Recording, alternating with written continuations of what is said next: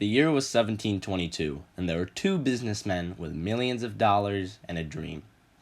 These two businessmen dreamed of creating their own urban society, and with the $200 million they shared, they'd be able to achieve this dream. Although how would they create this little, shall I say, paradise?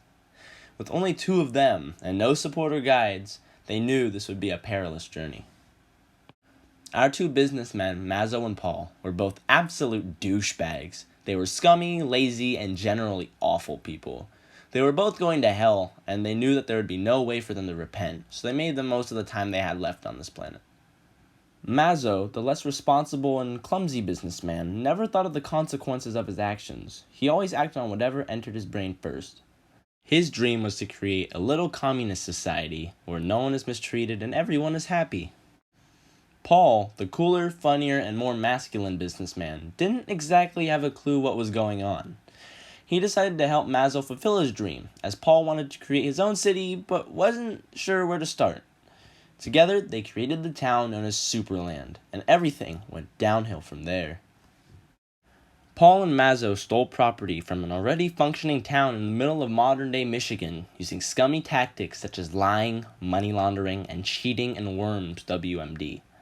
They started by removing all current residents by locking them in a cage in Wisconsin and plotting out 4 quadrants of their town, separated by roads.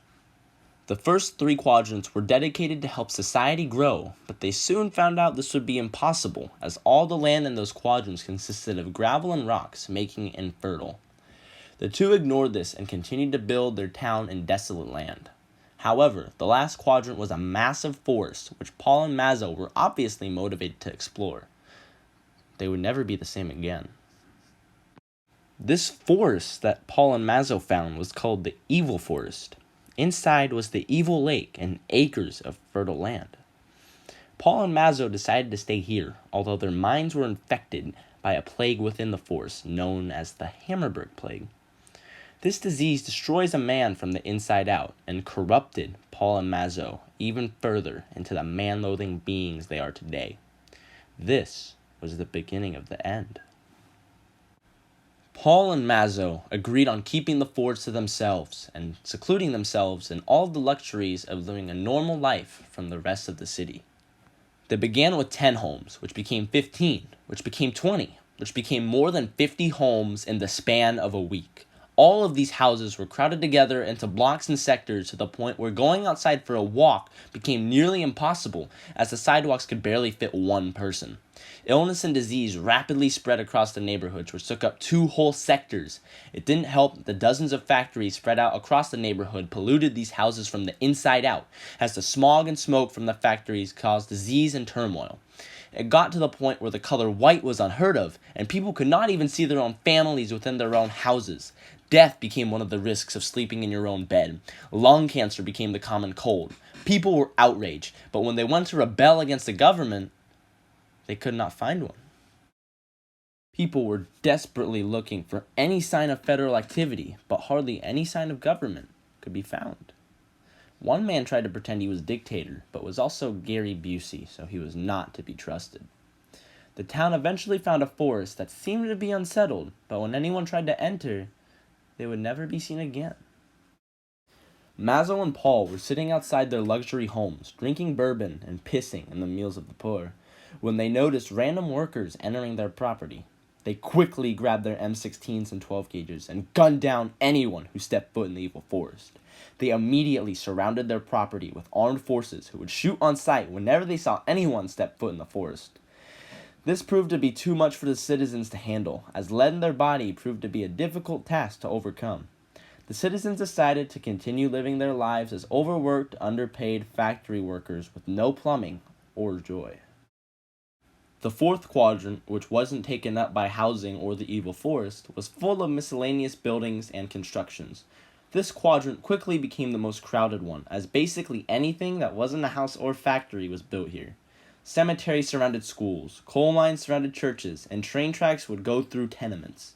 Much low-income housing was reserved here, as the smoke and grime from the coal mines proved to be much more lethal than the smoke from the factories. There was a small cement zone called the Common Area, where wandering Neanderthals would set up camp and scream and throw up all over the ground. Tribes would stay for about a week before Mazzo and Paul began to tax them for their stay. Usually they wouldn't understand the letters, so they'd eat them or use them as blankets for the young. However, when Mazzo and Paul wouldn't receive their money, they'd send a small militia of around 300 soldiers to exterminate the Neanderthals camping in the common area. The closest thing to a bathroom, the poop canal, as the locals called it, was reserved for defecating and bathing. However, a man by the name of Edgar came here unannounced with a boat and a turret and gunned down every living being he saw in the river. Mazzo and Paul noticed this and offered to pay Edgar $200 a day to continue his services, since all the food in the 3 lower quadrants were made of human meat, as there were no farms or crops. Human meat was beginning to become hard to come by, as less people ventured into the evil forest.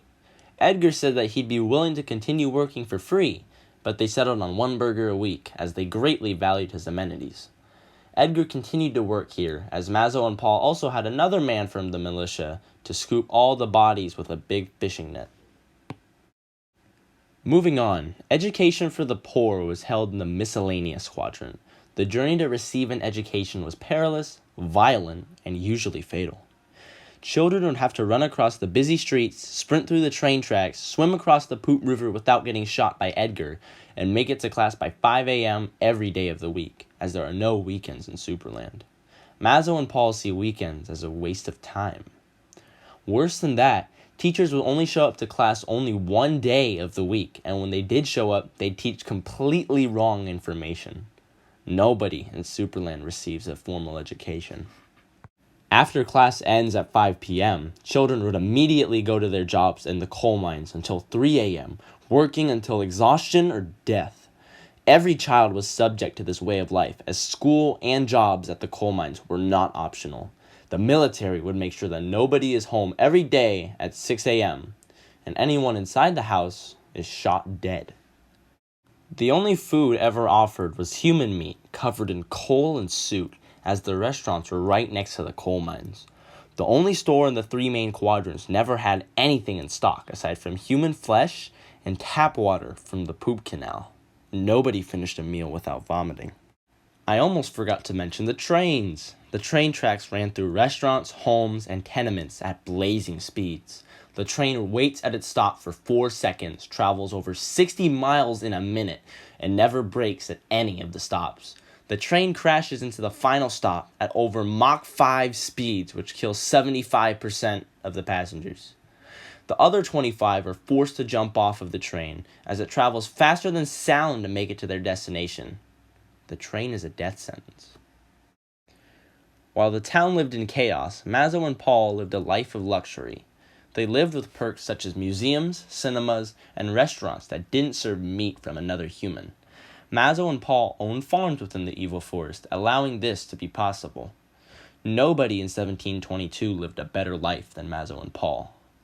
Every time 100 people would die in Superland, they'd celebrate by building another GameStop. They also discovered that not only did the evil lake contain clean water, but it contained at the bottom a box that contained the recipe for immortality, which is to leave a banana on a tree for 3 months, then eat it. They spent the rest of eternity in paradise.